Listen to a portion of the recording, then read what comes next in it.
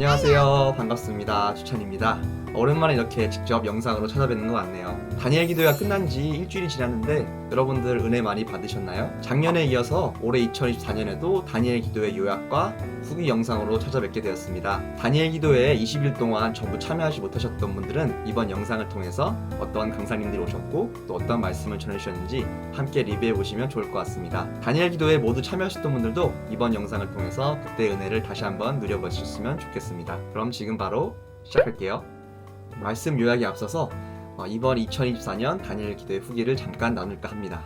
저는 작년 여름 하나님께서 미디어 선교사의 비전을 주시고 이후 2024년도 다니엘 기도회 현장에 전부 참석해서 매일매일 말씀을 요약하고 영상을 올리라는 말씀을 주셨는데요. 당시에는 너무너무 힘들었지만 그렇게 순종하고 하나님께서 또 이후에 정말 많은 은혜를 부어주셨습니다. 저는 사실 이번 연도에도 작년과 동일하게 그렇게 매일매일 현장에 나가서 영상을 찍고 요약 영상을 만들어 할까 사실 조마조마했는데요. 이번에는 그렇게 매일 영상을 만드는 것 대신 작년과 동일하게 다니엘 기도회 홈페이지에 올라갈 스케치 영상을 만들고 또 새롭게 다니엘 기도회 소속으로 쇼츠를 만드는 것으로 하나님께서 대처하라고 하셨습니다. 네, 그래서 이렇게 화면에 보다시피 영상을 제가 찍고 있죠.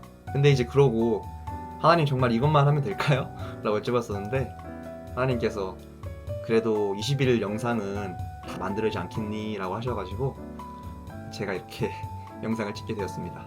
저는 이 영상이 어떻게 쓰일지 모르겠지만 정말 한 영혼을 사랑하시는 하나님이시기에 그분의 뜻을 기대하고 이렇게 영상을 만들게 되었습니다. 그럼 함께 1일차로 가보시죠. 1일차 김은호 목사님의 하나님으로 쉬지 못하시게 하라 라는 말씀입니다. 목사님께서는 하나님을 하나님 되게 만드는 것을 바로 하나님을 끊임없이 쉬지 않게 일하시게 하는 것이라고 말씀해 주셨는데요. 어떻게 하면 하나님으로 일하시게 할 수 있을까요? 첫 번째는 잠잠하지 않고 구원의 소식을 전하는 것입니다. 죽은 영혼을 살리는 것은 복음 단 한 가지인데 저희들은 치열한 영적 전쟁을 통해서 복음을 전해야 하고 거기서부터 오는 영적인 전리품을 취해야 한다고 말씀해 주셨습니다. 두 번째는 바로 기도하는 것인데요. 예수님께서는 귀신을 쫓지 못하는 제자들을 보면서 기도 외에는 다른 것으로 이런 종류가 나갈 수 없느니라 라고 말씀해 주셨습니다. 예수님조차도 하나님께서 일하시게 하기 위해서 기도를 해야 한다고 말씀해 주셨는데요. 그러면 왜 하나님은 대체 기도를 통해서만 일하실까? 라는 의문점이 생깁니다. 첫 번째 이유로는 하나님과 우리들과의 관계가 인격적인 관계이기 때문입니다. 사실 하나님께서는 저희들의 모든 필요와 또 요구를 다 아시고 계시지만 그분과 저희들의 관계는 인격적인 관계이기 때문에 저희가 기도를 해야 하나님께서 일을 하신다고 하십니다. 그리고 두 번째는 하나님께서 그 일을 이루셨음을 분명하기 위해서입니다. 저희들은 기도를 하지 않고 어떠한 일이 이루어지면 그것들이 전부 하나님께서 하셨다라고 생각하기보다는 보통 자기가 잘해서 이러한 일이 해결됐다던가 또 상황이 좋아서 해결됐다고 생각할 수가 있습니다. 하지만 저희가 기도를 통해서 하나님께 구하고 또 하나님께서 그 일을 이루어 주셨을 때 그때서야 저희는 하나님께서 그 일을 이루셨음을 분명히 알 수 있습니다. 그래서 그런 말이 있죠. 사람의 끝이 하나님의 시작이다. 그리스도인들은 머리로 사는 사람들이 아니라 무릎으로 사는 사람들이다 라는 말이 있습니다. 그래서 목사님은 하나님의 그런 마음을 통해서 하나님께서 간절한 부탁을 우리들에게 하셨다고 말씀해 주셨는데요. 두 가지가 첫 번째는 우리가 하나님을 계속 구하고 찾고 두드리는 것, 그렇게 해서 두 번째로 하나님께서 일하시도록 하는 것이라고 하셨습니다. 그래서 저희들은 계속 기도를 하며 살아야 되는데요. 사실 기도의 최종 목적은 내가 원하는 것을 얻는 데 있지 않고 하나님의 영광을 드러내는 것에 있다고 목사님께서 말씀해 주셨습니다. 그래서 하나님께서 역사하도록 주도권 넘겨주는 행위, 기도라는 말씀을 강조해 주신 1일차 내용이었습니다. 2일차 박정호 원장님의 낙도행정과 선교적 삶입니다. 원장님께서는 과거 젊은 시절, 그러니까 의대 졸업생 시절 결혼한 지 2주밖에 안 됐을 때 갑자기 몸이 너무 아프셔서 응급실에 실려가고 죽기 직전까지 가게 되었다고 하시는데요. 어떻게든 살려달라고 주님께 부르짖었고 당시에 너무도 괴롭고 고통스러웠던 재활 과정을 통해서 살아나셨다고 합니다. 그리고 이후에 교수의 과정도 밟고 또 병원도 개원하게 되셨는데 하나님의 뜻으로 육지로 오가는 배가 하루에 한 편뿐인 낙도 지역 어르신들을 찾아가 진료를 받으리며 섬기는 이야기를 전해주셨습니다. 원장님께서는 과거 그렇게 죽다가 살아났던 그 시간을 통해서 하나님을 더욱 뜨겁게 만나셨고 정말 환자의 고통과 그러한 마음들을 정말 뜨겁게 공감할 수 있는 기회를 주셔서 하나님께 감사하다고 말씀해 주셨습니다. 3일차 정윤아 자매님의 주님만이 왕이십니다 라는 내용이었습니다. 이번에 오신 정윤아 자매님은 탈북민이셨는데요. 어릴 적 아버지가 북한의 높은 장군님이셨다고 합니다. 북한에서 남한의 드라마를 어떻게 접하게 되고 남한에 가고 싶다는 생각을 하게 되었고요. 이후 탈북을 하고 태국의 선교사님을 만나고 성경책을 보게 되시면서 하나님을 만나게 되었다고 합니다. 그렇게 한국 국정원에 도착하고 그래서 정말 아버지를 만나게 되었는데요. 처음에는 자기를 잡으러 온 줄 알았지만 아버지조차 탈북하셨다고 합니다. 아버지와 함께 이제 북한에 남아서 노동 교화형에 처해진 어머니를 구출하였고 또한 오빠 또한 탈출에 성공하여 가지고 가족 전체가 이렇게 또 남한으로 건너오게 되었다고 합니다. 정윤아 자매님께서는 본인이 남한 땅에 왔을 때 하나님께서 주신 말씀이 있다고 하시는데요. 저희가 이제 통일이 되면은 영토의 통일만이 통합이 아니다라는 말씀을 주시고 하나님께서는 윤아야 가서 교회로 가서 너가 크리스천들을 깨워라. 그래서 우리가 준비가 되지 않은 상태에서 통일이 되면 매우 고통스러울 것이기 때문에 남한의 50% 정도가 크리스천이 되면 통일이 된다는 약속의 말씀을 주셨다고 합니다. 이날은 저에게 좀 인상이 깊었던 날인데요. 아마 주일이었을 거예요. 주일날 청년부서에서 이렇게 예배를 드리고 기도를 하고 있는데 제가 그때 그렇게 기도했던 것 같아요. 하나님 제 기도의 지경을 넓혀주세요. 그렇게 기도하자마자 갑자기 하나님께서 환상을 보여주셨는데 그 환상이 바로 우크라이나 러시아에 파병된 북한 병사들이었어요. 제가 그 사람들을 처음 접한 건 이제 뉴스로 처음 접했었는데 그때까지만 해도 그냥 조금 안타깝다 정도고 그리고 저 사람들이 이제 남한에 침공하면은 남한 사람들 많이 죽게 생겼는데 저기서 죽게 되는 게 오히려 좀 저희 나라에 유익이 되지 않을까 이렇게 생각했었는데 그렇게밖에 생각 안 했었는데 갑자기 하나님께서 이렇게 환상을 보여주시고 그 사람들 생각하면서 막 통곡하고 오열하게 만드시는 거예요. 그래서 막 펑펑펑 울면서 막 그 사람들이 너무 불쌍한 마음에 그 사람들을 위해 기도하고 있었는데 제가 하나님께 여쭤봤어요. 하나님 이거 제 마음 아니죠? 하나님께서 주신 마음이죠?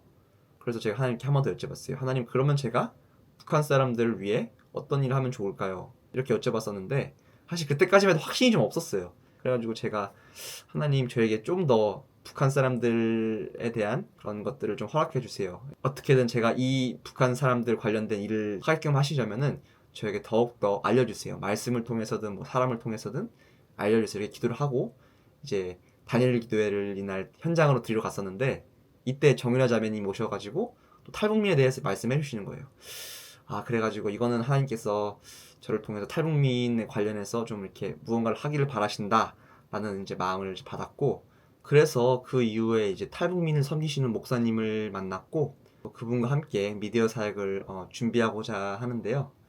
아직은 어떻게 뭐 구체적인 내용도 없고 앞으로 어떻게 될지는 모르겠지만 여러분들이 주찬양 채널과 또 탈북민과 함께할 사역을 위해서 기도해 주시면 감사하겠습니다.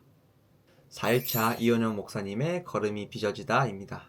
목사님께서는 어릴 때 목사님을 하고 싶었는데 아버지의 만류와 아버지의 뜻대로 공대를 가시게 되셨다고 하는데요.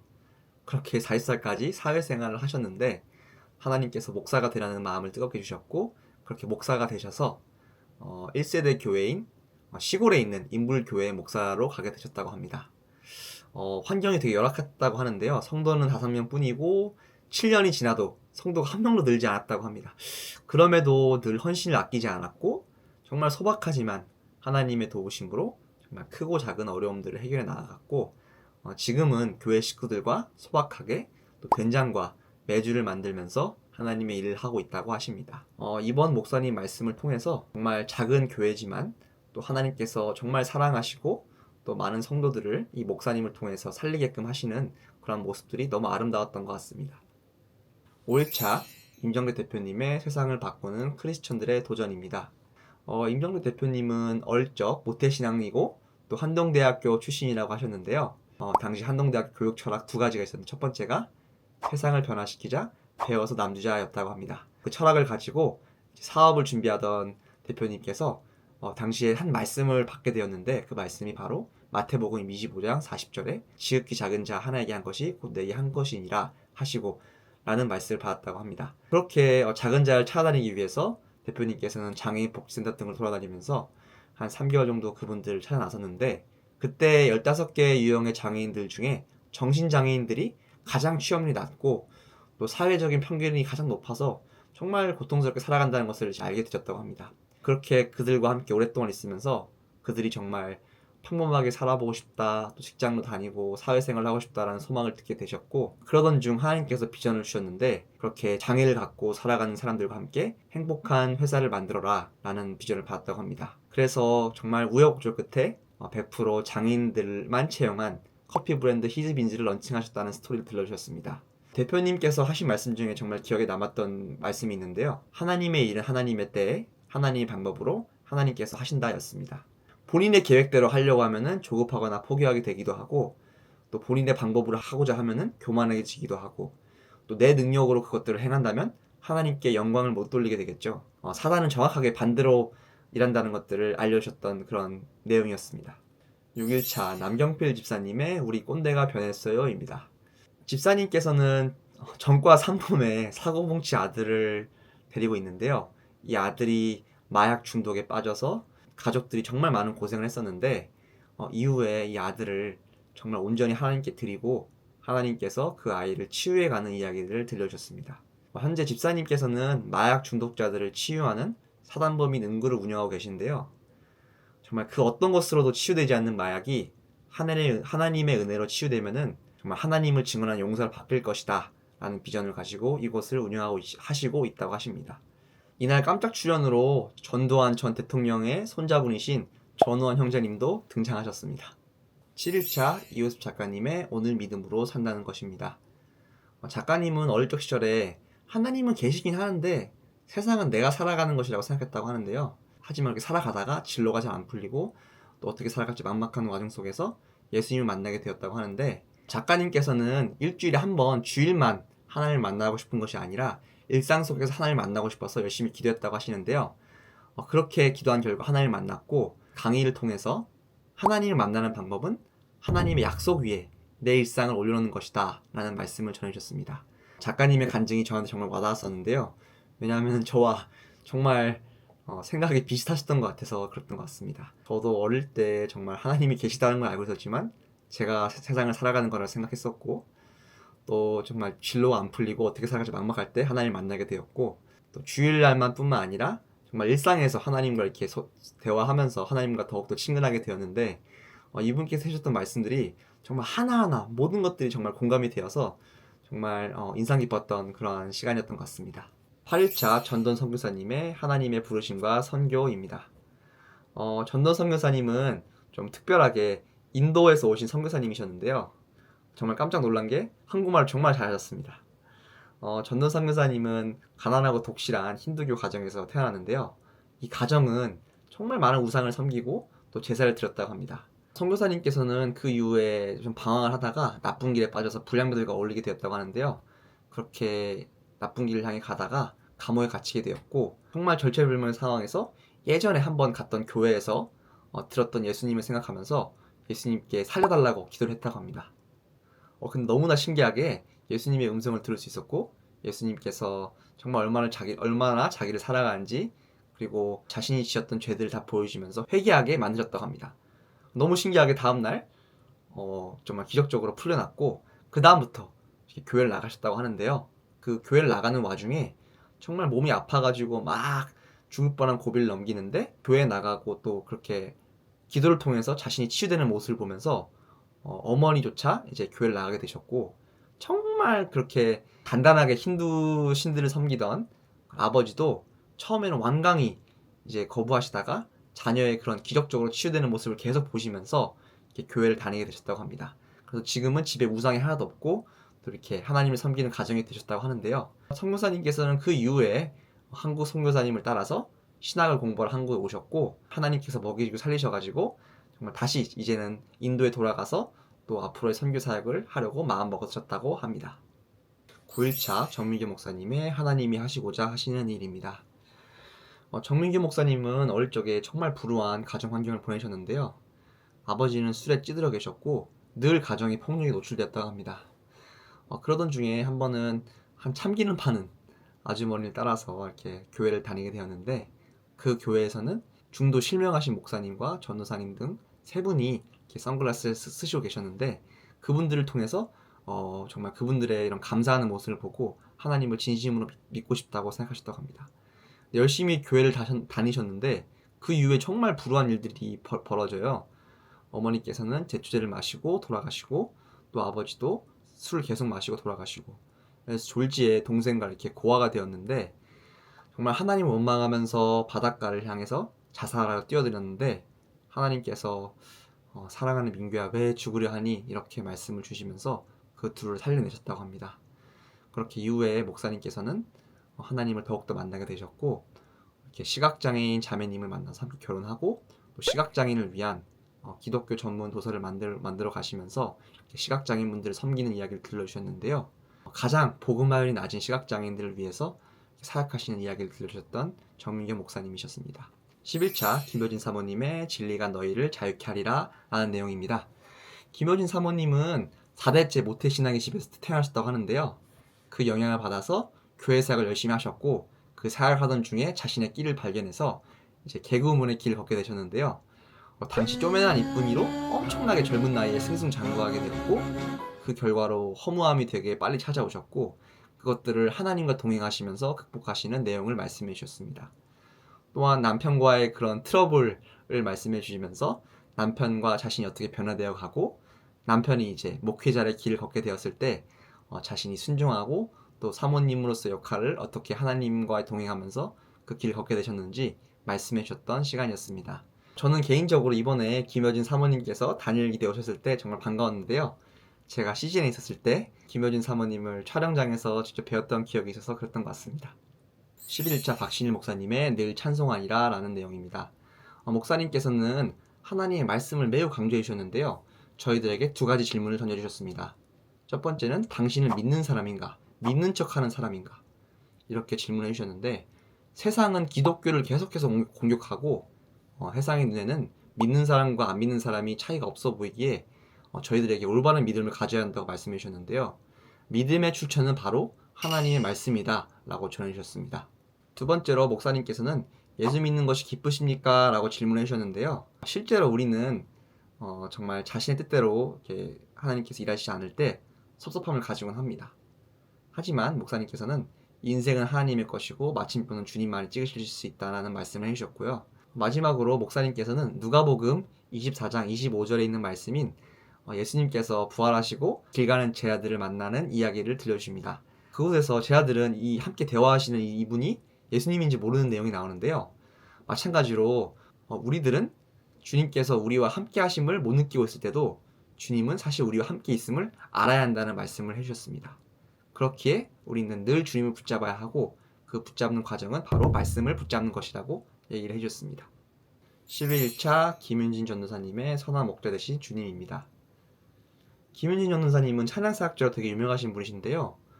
사실 어릴 적에 정말 불우했던 상황들을 많이 겪으셨다고 합니다. 산하 제한 정책으로 낙태를 당할 뻔했지만 하나님의 은혜로 셋째로 태어나게 되셨는데, 초등학교 때부터 중학교 때까지 정말 심한 왕따를 당하셨다고 합니다. 그 당시에 교회를 가면서 하나님께 위로를 받았다고 하시는데요. 가난한 형편 속에서 어머니의 계속되는 순환을 보면서 분노와 원망이 쌓여갔고, 또 삶이 망가지기 시작하면서 자살을 여러 번 시도했다고 합니다. 그렇게 한 번은 자살 순간에 예수님의 음성과 십자가에 매달린 모습이 보여지면서 예수님을 정말 제대로 만났다고 하시는데요. 그렇게 오랜 시간 회개기도 후 새 삶을 살게 되셨고, CCM을 부를 수 있는 찬양 인도자로까지 서게 되셨다고 합니다. 최근에는 이제 목을 얼마 쓸 수 없을 것이라는 판정을 받았다고 하는데, 슬펐지만 그것들을 극복해 주시는 과정을 들려주시며 간증을 마치셨습니다. 13일차 트렌트 포스트와 카르멘 포스트 부부의 가장 어두운 순간에 함께 하시는 하나님이란 내용입니다. 이 부부는 정말 생동감 있게 중간중간 자신들의 이야기를 바꿔가면서 간증을 해주셨는데요. 먼저 카르멘 자매님의 같은 경우 어릴 적에 엄청난 부모의 학대가 있었습니다. 모든 가족을 죽이고 자살까지 하려던 아빠가 계셨고, 또 나중에 알고 보니까 자신은 입양되었다는 사실까지 알게 되었습니다. 그렇게 이런 고통을 잊고자 마약을 시작하였고, 어머니를 따라서 교회에 가긴 했지만 하나님을 제대로 만나진 않았다고 말씀해 주셨습니다. 트렌트 형제님의 같은 경우 불우한 가정에서 마찬가지로 자라서 마약파리가 되었는데요. 이 둘은 이제 마약하는 클럽에서 만나게 됩니다. 그렇게 서로 사랑하게 되고 이제 결혼까지 하게 되었는데요. 트렌트는 이제 아내를 따라서 교회를 다니게 됩니다. 하지만 결혼하고 한 달 뒤에 남편은 이제 마약을 팔다가 걸려서 교도소에 이게 들어가게 되는데, 그곳에서 하나님을 인격적으로 만나게 되고, 그렇게 교도소에서 인격적으로 만난 트렌트를 보면서 칼멘 또한 서서히 변화돼 가면서 둘은 이제 인격적으로 정말 하나님을 만나게 됩니다. 그래서 하나님께서는 그들을 미국에서 선교하게 하셨고, 에티오피아 아이를 입양하고, 나중에는 직접 에티오피아에 선교사로 가서 지금은 선교 단체를 설립하셨다고 합니다. 14일차 전환길 강사님의 일타 강사 전환길의 성공과 행복과 신앙이라는 내용입니다. 전환길 강사님은 정말 유명한 강사님이신데요.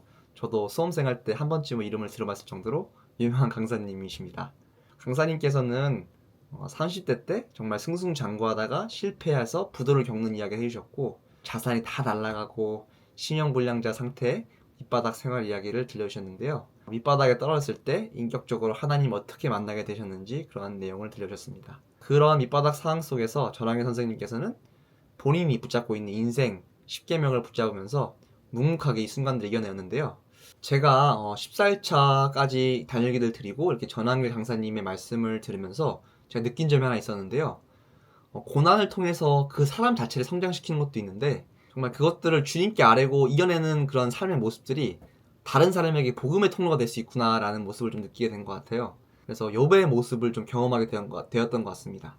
그러니까 하나님이 보시기에 정말 옳게 행동을 해도 하나님께서 고난을 허락하시는 경우에, 와, 이게 진짜 나는 정말 열심히 하나님을 따랐는데 왜 이런 일이 생기지라는 것들인데, 전환길 강사님의 모습을 통해서 본인의 인생의 10계명을 통해서 이겨내는 모습을 보면서 또 다른 사람들에게 많은 또 복음이 흘러가게끔 하나님께서 도구로 사용하실 수 있구나라는 것들을 좀 느끼게 되는 순간이었던 것 같습니다.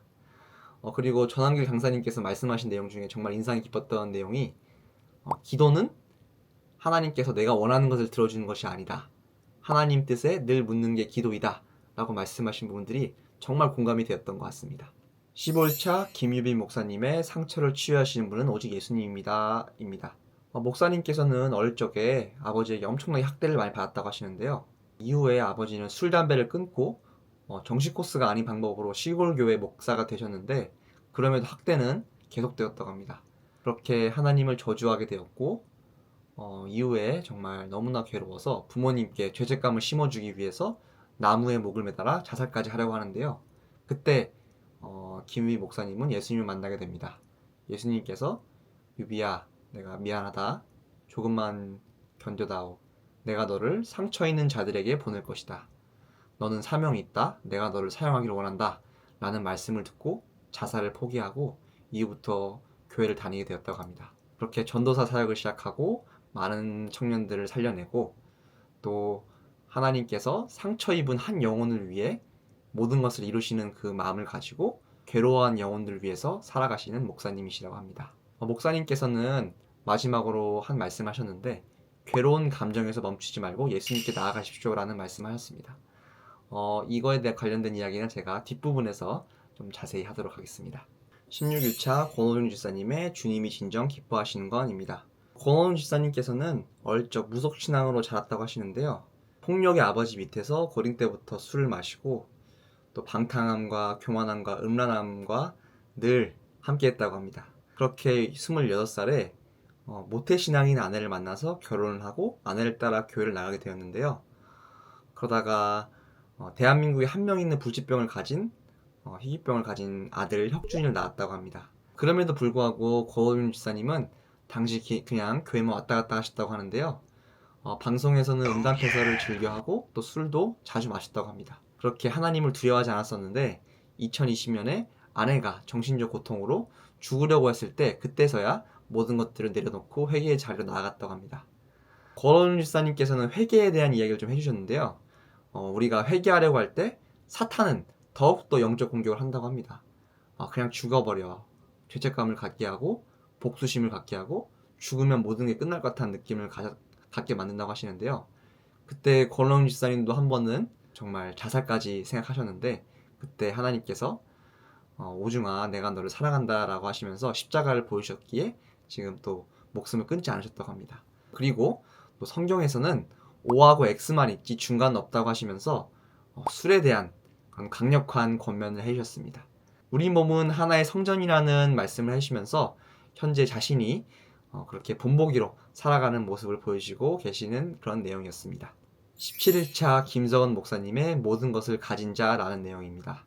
김성은 목사님은 갈렙 선교의 대표로도 되게 유명하신 분이신데요. 이번에 다니엘 기도에서 특별하게 보통은 한 명의 탈북민 사역을 하시는 강사님 모시지만 2명의 탈북민 사역을 하시는 강사님을 모셨다고 합니다.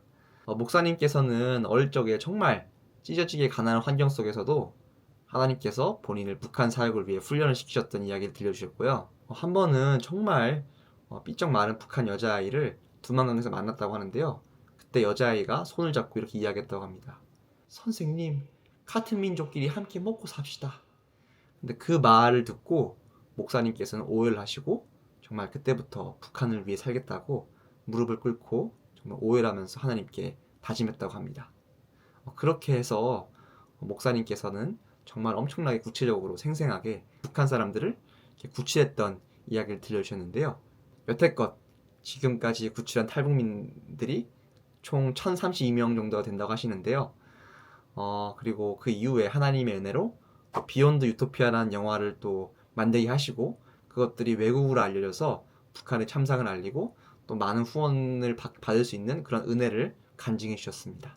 18일차 구옥링 장로님의 너의 일터가 믿음 안에 있는가 시험하고 확증하라 라는 내용입니다. 장로님께서는 작은 섬유 공장을 운영하시는 사장님이셨는데요. 이분이 하나님 말씀에 순종하여서 일터에서 진짜 모든 직원들과 예배를 드리기 시작하면서 그곳에서 역사하시는 하나님의 이야기를 생생하게 간증해 주셨습니다. 정말 많은 영적 공격들이 있었는데요. 그럼에도 정말 하나님의 은혜로 하나님만 의지하면서 그것들을 버티고 이겨내서 그 이후에 모든 직원들이 마음이 서서히 변화되고 또 회복되고 그렇게 기적과 간증이 넘쳐나는 그러한 이야기를 들려주셨습니다. 19일차 한창수 목사님의 내 말이 너희 안에 거하면입니다. 목사님께서는 정말 목사님께서 말씀하시기로 사탄도 정말 조랑말같이 어려웠던 마음이 아팠던 목회 생활을 이제 하셨는데요. 정말 가난하고 정말 기구하게 통로도 거의 없이 목회 생활을 하셨는데 한 장로님의 도움으로 어린이 성경 암송 대회를 열게 되셨고 그때 이후로부터 하나님께서 많은 은혜를 부으셔가지고 300절, 500절, 심지어 1000절을 암송하는 아이들까지 또 이렇게 많이 키우게 되셔서 말씀을 통해서 많은 은혜를 보여주신 그런 목사님의 이야기였습니다. 목사님께서는 포도가지로 저희와 하나님의 관계를 비유하시면서 기도와 말씀은 우리가 하나님과 붙어 있을 수 있는 유일한 수단이라고 말씀의 중요성을 되게 강조해 주셨는데요. 성경을 알려고 하면 이단이 되지만 성경을 순종하려고 해야 되고 말씀을 늘 아로새기고 기도해야 된다고 말씀을 전해주셨습니다. 21차 최경주 장로님의 하나님 말씀에 거하는 삶입니다. 최경주 장로님은 정말 저희 나라에서 유명한 골프 선수신데요. 이번에 다니엘 기도의 간증을 통해서 본인이 시골 완도 뻘수저 출신으로서 어떻게 골프를 하게 되었고 서울로 상경해서 다사다난하게 골프를 하게 된 이야기, 신앙이 있는 자매를 만나서 이제 교회를 다니게 되고 또 교회에 대한 좋은 마음이 생기게 된 이야기를 간증해 주셨고 골프 대회 중에서 주님의 임재를 경험하고 그 이후에도 정말 많은 회개의 시간을 거치면서 이제는 하나님을 부정한 사람들 앞에서 그 필드 위에서 골프로서 전도자가 되기로 결심한 장로님의 간증 이야기였습니다. 이번 최경주 장로님과 또 많은 다니엘 기도의 간증자분들을 통해서 제가 느낀 점이 하나 있는데요. 간증자분들이 신앙에 있는 자매들을 만나서 이렇게 믿음이 커져가는 내용들이 좀 많이 있었는데 제가 그 부분을 보면 느낀 점은 저희들이 갖고 있는 신앙을 신앙이 없는 사람들에게 전해줬을 때 하나님께서 은혜를 부으시면 정말 하나님께서 크게 쓰시는구나라고 느끼게 되었던 것 같습니다. 네, 21일차 간증의 밤입니다. 이날은 강사님들 대신 이번에 다니엘 기도를 통해서 은혜를 받으신 분들이 올라오셔서 간증을 해주셨는데요. 이 내용들은 다니엘 기도의 유튜브 홈페이지에서 확인하시면 좋을 것 같습니다. 네, 이번에는 제가 다니엘 기도회를 드리면서 가장 인상이 깊었던 간증 주관적 탑3를 뽑아봤습니다. 저는 5일차 임정근 대표님, 7일차 이효습 작가님, 15일차 김유민 목사님의 간증이 되게 인상이 깊었는데요. 먼저 5일차의 임정택 대표님의 모습에서 하나님의 비전을 받고 순종하고 나아가는 모습에서 신앙의 후배인 저에게 큰 힘이 되었습니다. 하나님께서 말씀하신 비전에 대해서 순종으로 나아가고 하나님께서 멈추라고 하시면 멈추고 늘 기도를 묻고 이러한 모습이 제 모습과 좀 오버랩되면서 정말 큰 위로를 받았습니다. 저 또한 이 미디어 선교 사역을 시작하면서 앞으로 많은 고난과 은혜의 과정이 있을 거라 생각합니다. 그리고 결국은 모든 것을 이루실 주님을 신뢰합니다. 두 번째, 이호섭 작가님의 어릴 적 모습에서 제 모습을 정말 많이 발견하게 되었던 것 같습니다. 저도 어릴 적에 하나님이 계신다는 것을 느꼈는데 세상은 제가 살아가는 것이라고 느꼈었고 하나님을 일찍 만나면 부담스럽지 않을까라는 생각도 했던 것 같아요. 그리고 마찬가지로 진로의 문제로 미래에 대한 불안감에 휩싸이며 하나님을 더욱 찾게 되었고 일상 속에서 주일뿐만 아니라 정말 매 순간 하나님을 붙잡았을 때 하나님을 진정으로 만나게 되는 경험을 했던 것 같아요. 그리고 이 작가님의 삶을 통해서 현재 상황을 더욱 감사하게 받아들이게 된 것 같습니다. 15일차 김유비 목사님은 한때 고통스러운 감정에 사로잡혀서 자살까지 시도하셨던 목사님인데요. 저도 코로나 시절 때 슬픔과 괴로움의 감정에 사로잡혀서 삶의 의욕이 없었던 적이 있고 또 자살까지 한번 생각해 본 적이 있었습니다. 그때 왜 사람이 우울증에 빠지고 또 자살하게 되는지 정말 몸으로 느꼈던 시간인 것 같아요. 하지만 그러면서도 감정에서 멈추지 말고 예수님께 나아가십시오 라는 목사님 말처럼 예배의 자리가 회복되어서 주님께 나아갔을 때 정말 참된 회복을 경험했던 것 같습니다. 저희들은 늘 감정에서 머무르면 안 되고 기도와 예배 그리고 말씀의 자리로 늘 나아가야 하는 것 같습니다. 네, 이렇게 2024 다니엘 기도의 요약 영상이 마무리되었는데요. 여러분들은 어떤 간증이 가장 인상 깊으셨나요? 지금 새벽 5시 30분인데 여기까지 영상을 봐주셔서 너무 감사드리고 그리고 내년에 대해서 한 가지 말씀을 드리면 저는 다니엘 기도의 기간 중 2025년도에 하나님께서 해외에 계신 선교사님들을 만나서 그분들에 대한 영상을 만들면 좋겠다라는 마음을 좀 주셨어요. 현재 제 형편에서는 좀 많이 어렵다 생각이 들지만 그건 제 생각이고 늘 그랬듯 하나님의 계획을 기대하면서 나아가도록 하겠습니다. 여러분들도 이번 2024년 한 해 정말 고생 많으셨습니다. 그러면 다음 영상에서 만나요.